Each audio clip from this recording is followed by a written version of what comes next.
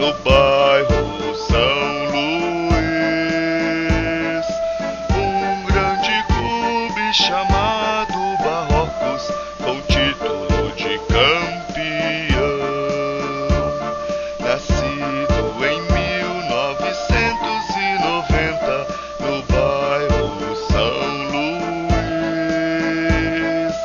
Um grande clube chamado Barrocos, com título de campeão.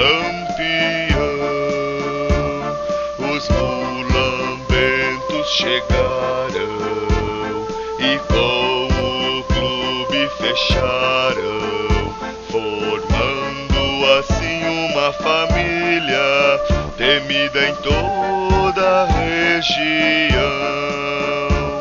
E ao surgir o sol, bravamente estarei de pé, junto a meus irmãos.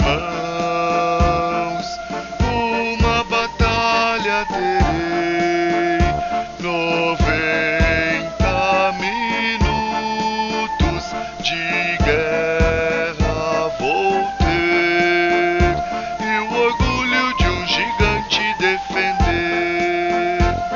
Soldados guerreiros na saga, tenentes bravos no meio, marechais honrados nas laterais.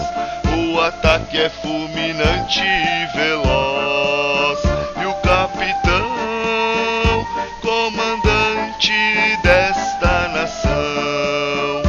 Salve, salve, salve, salve, lealdade